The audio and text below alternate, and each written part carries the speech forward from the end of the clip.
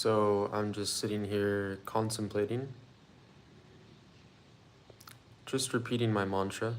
And actually, I can also do this with these beads if I choose to.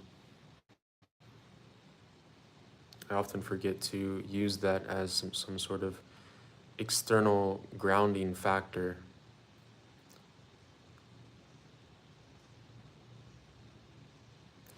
But it's very beautiful because we can exist in reality in a different sort of way than the vast majority of people would normally exist.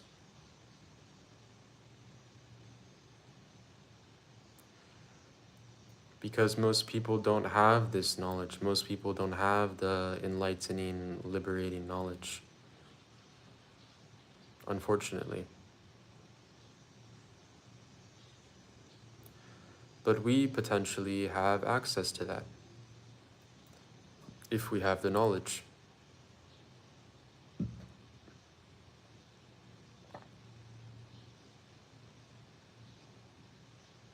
Which is very nice, very beautiful.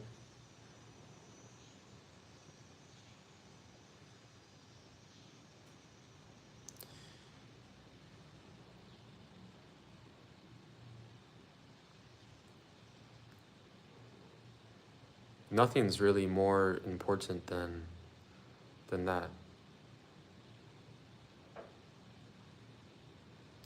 I am vegan, you could say, yeah. Sometimes I'm vegetarian, but basically vegan, yeah. Merry Christmas, Merry Christmas. I'm talking about this divine knowledge that we can embody moment to moment, that we essentially fundamentally exist in a different realm, I suppose you could say, to other people when we contemplate and exist in this meditative, ideative, aware frame of mind. Yes, welcome Arshia. Hello. Let me know where you guys are from. And yeah, Merry Christmas. Here with Shiva in Bali. So we haven't really done much for Christmas, to be honest. It's not really been, we've just been kind of locked in, just kind of in the zone, so we haven't really wanted to get out of that flow too much. And Shiva was doing some lives with Pippa, but yeah.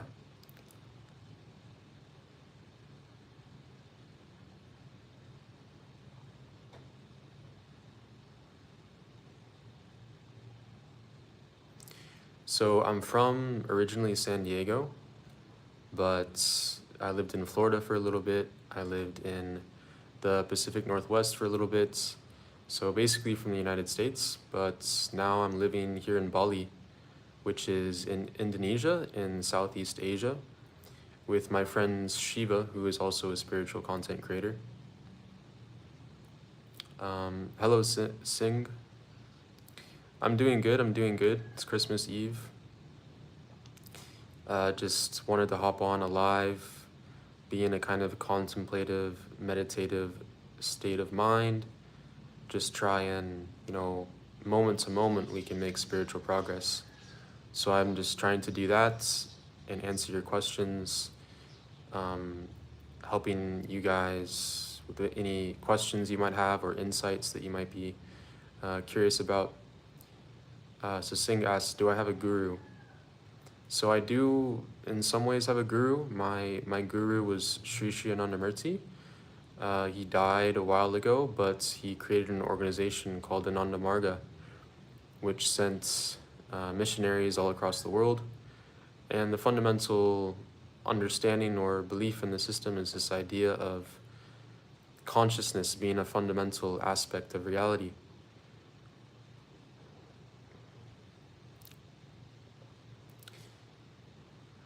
Okay, Xavier. Yes, happy Christmas Eve. I am 23. Maybe that's not so evident by my rapidly receding hairline and my full beard, But yeah. Um, so you're from Iran? Welcome from Iran. That's awesome. Are you in Iran right now? That's very cool. And also, what about you, Sing? Do you have a guru? Are you maybe, that name sounds very Sikh? Hello, 67 kid. Yeah, so we can exist in a fundamentally different paradigm from everybody else when we maintain this contemplative flow. When we repeat our mantra, repeat our idea, the idea of my mantra is that infinite love or infinite consciousness is all there is. So we can like dwell within that. And that can completely change the whole frame of with which we exist in reality. Which is your favorite deity? I don't know if I really am so involved with deities, but in the Hindu tradition, I really like Saraswati. I, just this idea of somebody bestowing knowledge and purity is very appealing to me. So right now I'm just streaming. I'm just on my own, just trying to meditate, contemplate, using this time for myself as a good flow, and also whatever comes out of me about spirituality, philosophy, meditation, any of those ideas, I'm trying to help you guys enlighten, help you guys with any questions you might have. Corn Farmer asks monk. I am not a monk. I've lived with monks in the Pacific Northwest. Sorbonne says this. I'm not exactly sure. Oh, hi. Okay, hi Sorbonne.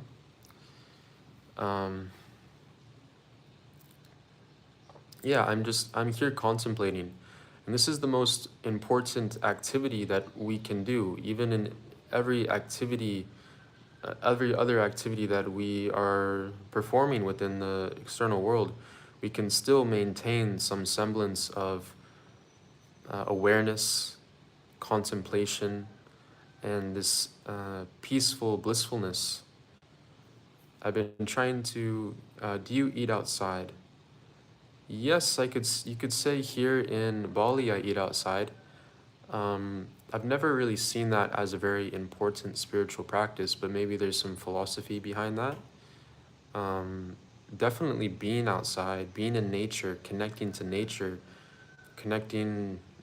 thereby to really God, because God is in nature, is above nature, and is also within every small ants, every single aspect of nature. So being in nature, connecting to the elements is very helpful, very important. I've been trying to get into meditation and spirituality recently. Okay, well, I definitely recommend you check out the Meditation Steps YouTube channel. It's very, very good. There's this monk named Dada Sadananda, and how he speaks is so good. So I consider him, among people who are alive right now, one of the most enlightened, beautiful, effervescent personalities that exists on this planet. Very uplifting. Yeah, so that's Meditation Steps, the YouTube channel. Kahar Amir's boarding house. Not really sure what you're referring to. E.T. says, nature sucks. It's funny. Yeah. Definitely, I guess when I was a kid, I probably definitely didn't like nature, but yeah, I guess it depends on where you're at in your life, but and also how receptive you are to those subtle vibrations, to peace. If you can exist in peace anywhere, and then you go into nature, oftentimes that peace can just deepen, and you can just feel so alive in the midst of all of this life, all of these life forms which are so deeply involved in the life processes, so deeply involved in God. They have no roof, they have no walls, they have no separation from the greater cosmos, from the greater creation, from that beautiful oneness. So how do you control sensual urges by meditation? That's a really good question. because I've so often struggled with lust or different temptations. But when I have established, during those periods of my life where I've established a very concrete, very consistent, very deep meditation routine, then it's going to completely change the level to which I feel these temptations, these lower instincts. And the reasoning, the explanation behind this is that the different energies exist within our body, and different like we have these lower energies, these lower desires of lust, of maybe some sleepiness, all these different tendencies of the mind and body that exist within the lower chakras. And when we meditate, we are bringing these energies up into the higher chakras. When we fast, we are bringing these energies up into the higher chakras. So this feeling of lust or these lower temptations are going to start to fade away. And even if we try to consciously engage in those, they'll be less enjoyable than these higher states, which we might currently be dwelling within. So to control sensual urges, you should practice pratyahara to withdraw more from the world and allow the energies to go inward inside.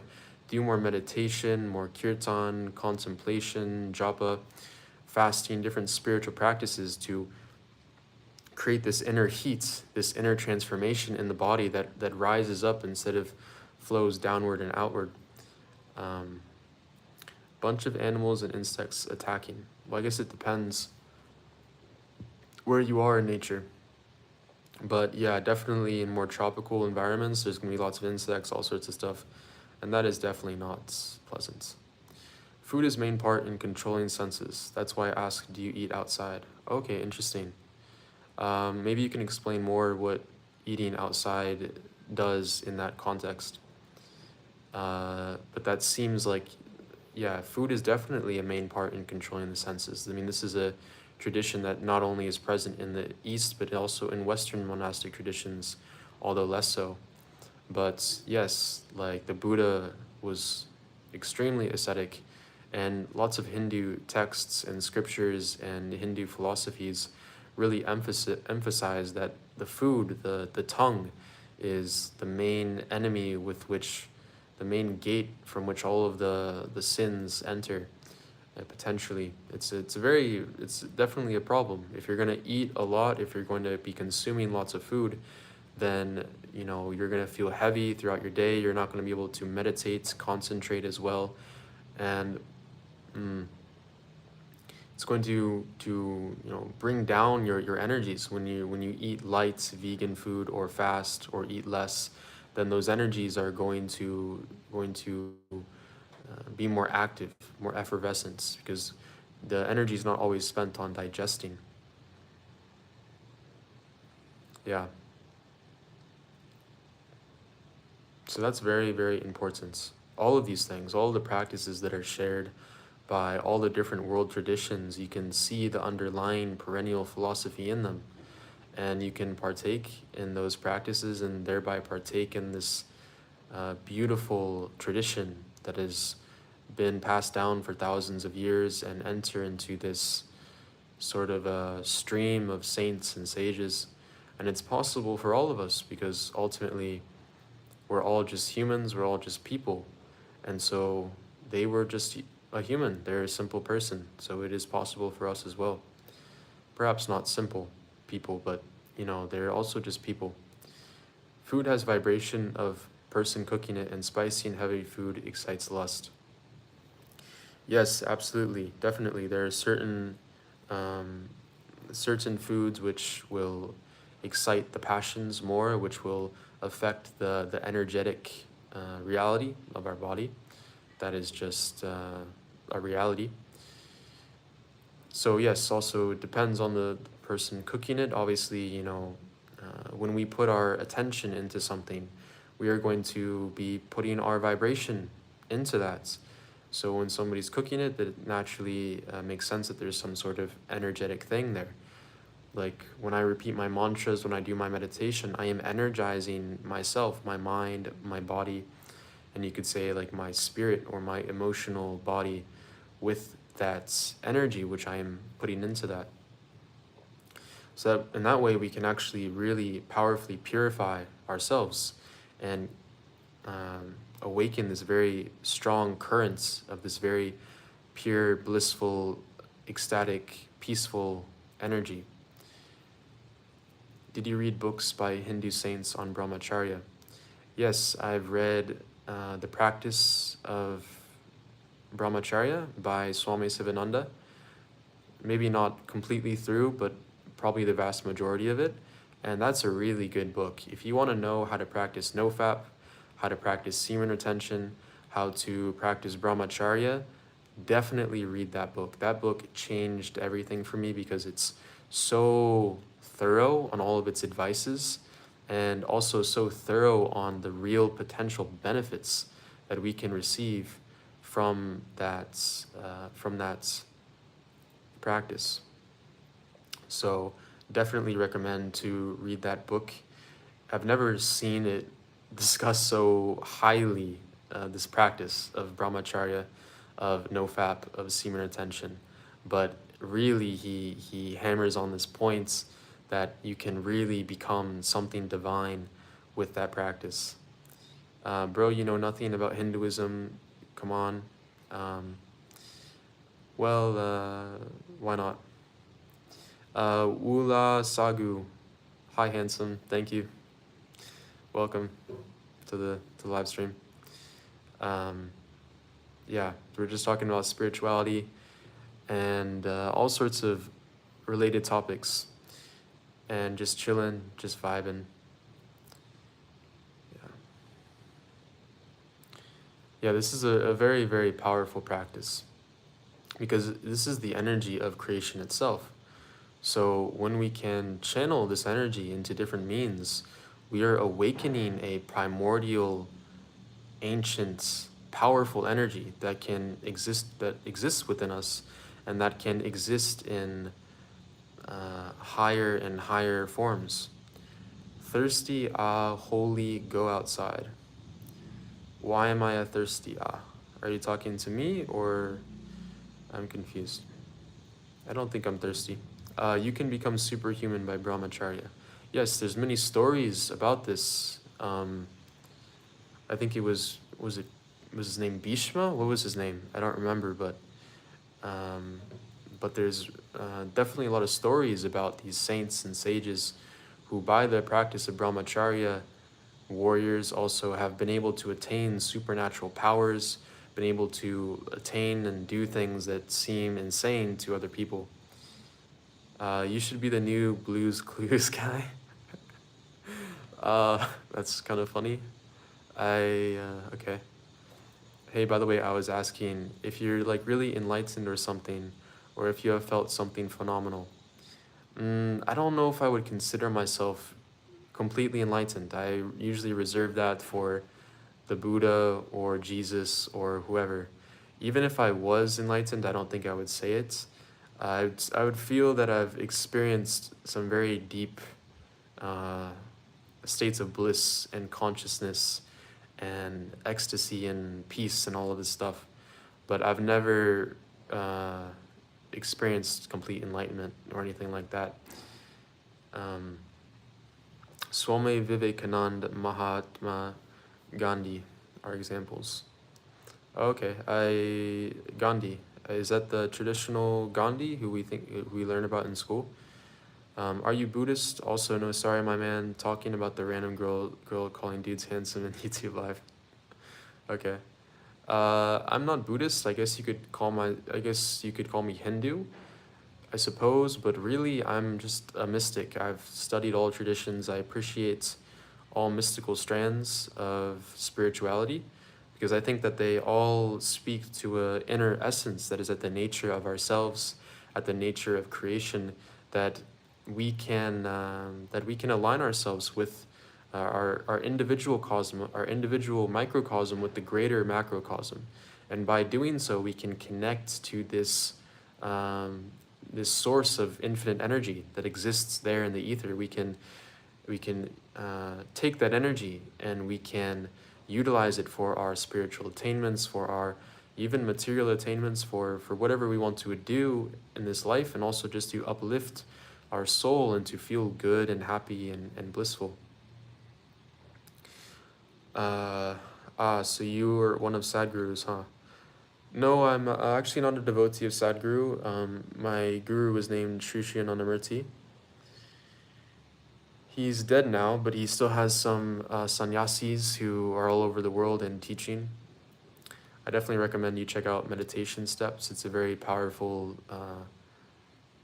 channel, YouTube channel by this guy, Dada Sadananda, who I consider the most enlightened being on this planet right now, very positive, everything. Walu Sagu asked, where are you from? I am from, right now in Bali, but I grew up in San Diego in the US. May Lord Rama bless you. Thank you. You as well, friend. Means Ramji does everything. Okay. Oh, that's the mantra. Very cool. But yes, no, I'm not a devotee of Sadhguru. I'm a devotee of Sri Sri Anandamurti, I suppose, but I actually don't really consider myself devotional. Unfortunately, I know that that's the highest path, but really I just consider myself a spiritual seeker, a conscious being, a mystic.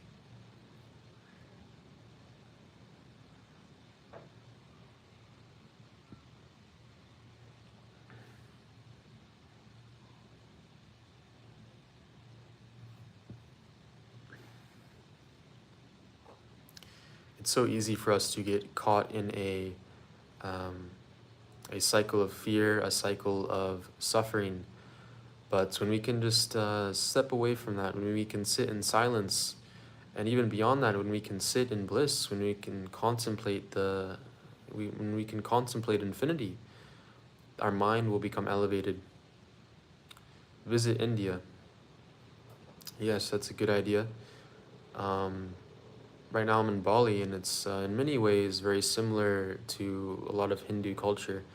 There's a lot of Hindus here. There's also a lot of Muslims. And yeah, it's a very interesting, powerful spiritual place. But I definitely would like to visit India. I'm also planning on perhaps visiting Kailash with my friend Shiva Kailash Shambho. That is definitely a possibility in the future. So I definitely recommend you also come to Kailash. It's probably going to be a very fun trip.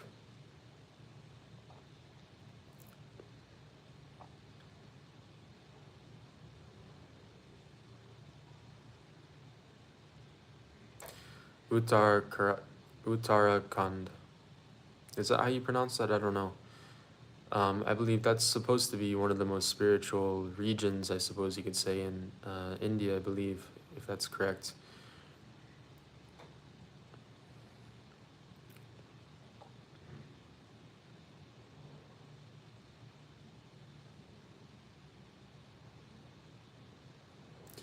Yeah, but really nothing is more important than this flow. Because we can do so many things in the external world, but if we are forgetting God, or if we are not conscious, then what does it even matter? All of these events, all of these situations that exist in the external world, they're just dust, they're moments, they're passing little events that really don't have any significance on the higher, on the greater, bigger timeline of the universe. It's like a nothing in comparison. Even kings, and there's this very beautiful story about this sage, or no, it was Marcus Aurelius actually, and there's a story about how he had conquered the whole world, and he went to this sage, and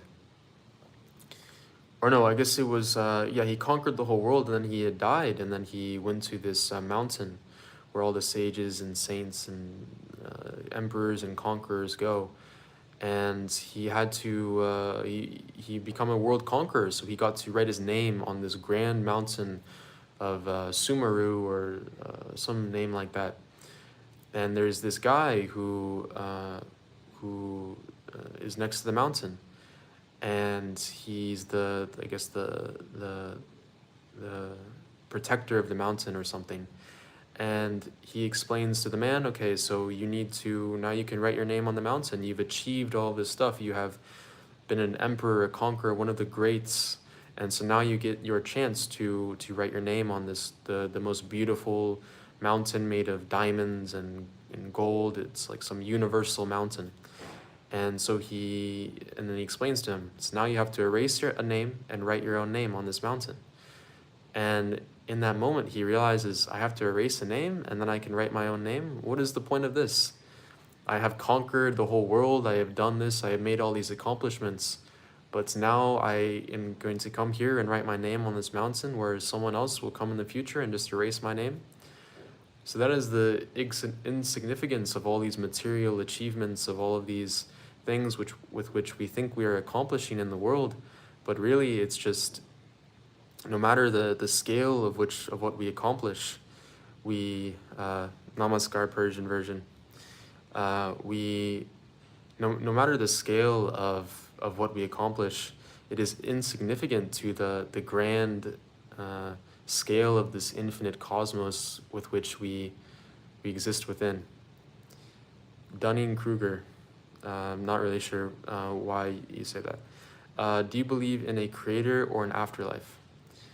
I think an afterlife is hard to say for sure, because ultimately we're not dead, so we don't know.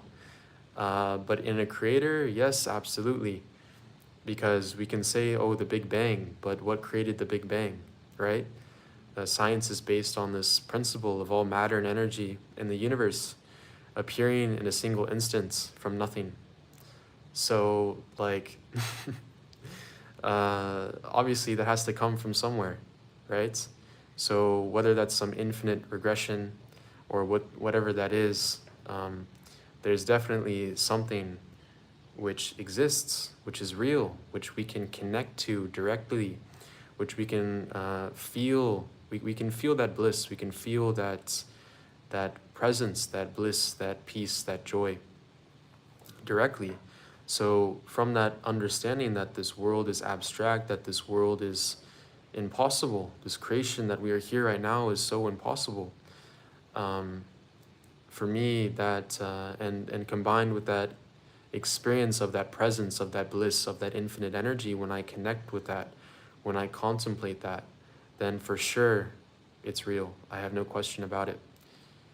What form or how that exists, I'm not sure.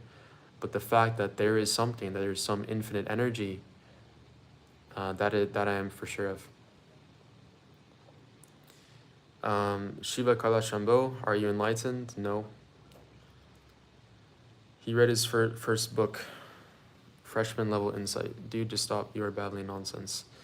The beads are so cliche. Okay.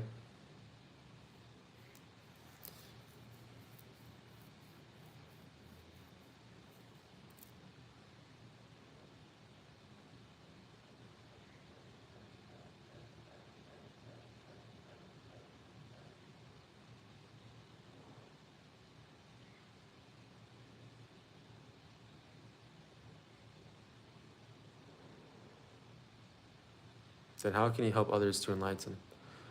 Well, I have experienced certain states of consciousness, of bliss that is above that of your ordinary person who does not meditate. So, even if I'm not a professional soccer player, I might still be really good. I might not be the best in the world, which is enlightened, but which would be the equivalent of being enlightened. But I can still help people. I can still stand from a vantage point of a lot of progress, a lot of perspective, and a lot of, First year of studies, he got high once. So arrogant? What am I arrogant about? Obviously, I have done more meditation than some people. That's not really, I'm not saying I'm anything special. So I don't see how I'm being arrogant, to be honest, but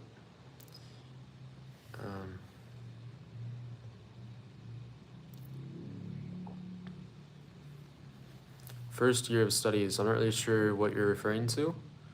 If you're asking about my spiritual path, I started meditating when I was 14, started researching, learning, reading, and I am 23 now. If you mean in college, I don't, not a first year in college. Anyone with real experience sees through you. Okay. Why? So what is unenlightened about me, or what is it that you see? You can give some reasons why.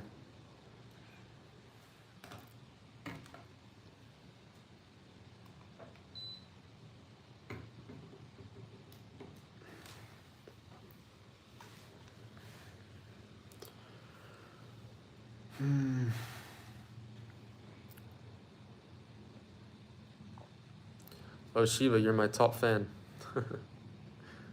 It's probably not a good sign, maybe.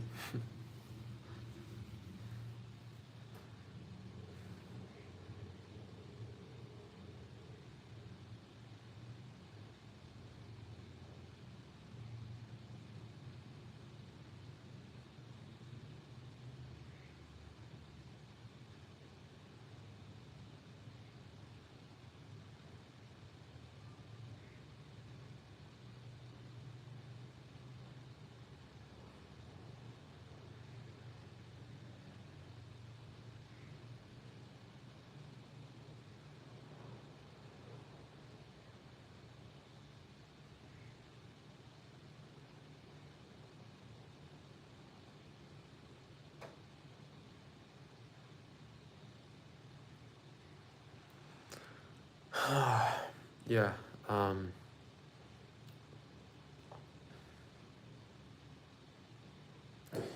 It's so weird and so strange, also, this idea of enlightenment, this idea, this concept of infinity.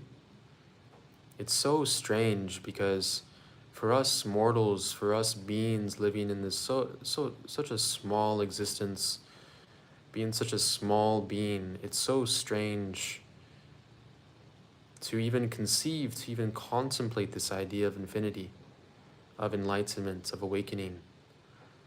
Really, it's this infinite concept that really is strange, because it's impossible to grasp with our small human mind, but it's also so exciting and so blissful, this idea, because the closer that we get to that, and when we seek for that, when we contemplate that, when we meditate on that, we can feel that. We can feel that mystery. We can feel that strangeness. We can feel that blissfulness also. This feeling where everything becomes so alive and so effervescent that it almost feels less real than just in a normal state of consciousness, because it is so real, it is so awake, it is so alive, that it just is so, we feel so much gratitude, and we just awaken to that beauty of the universe, of the cosmos, and with that gratitude we awaken to it more and more and more, and then we feel more and more grateful, and then we can just fall into that infinite monad, as the Greeks would call it.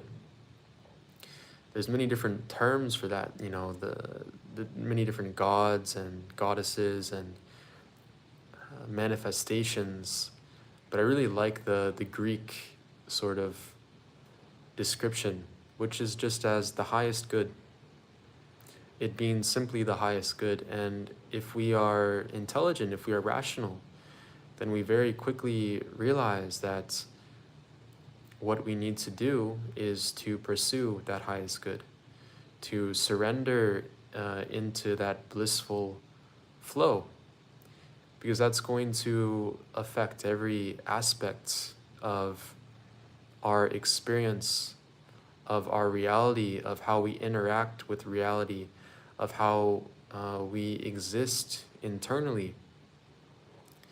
And really, there's nothing else more valuable. And that makes sense because it's in the name. It's the highest good. And the philosophers talked about the same ways, the ancient Greek philosophers, in which the Hindu sages discussed it, in which the Christian mystics discussed it, the Taoists, the Buddhists, the Sufis, all of these different traditions. Because ultimately, when we are talking about God, we are talking about the same being. When we talk about this infinite energy that exists within everything, exists above everything, then we are talking about that same being.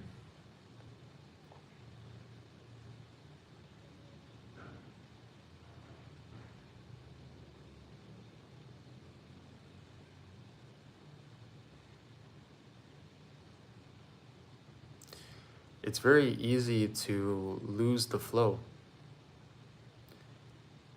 to forget, to no longer dwell in contemplation, dwell in that infinite thing. It's so easy, unfortunately. I wish we had more power to constantly remember that infinite being.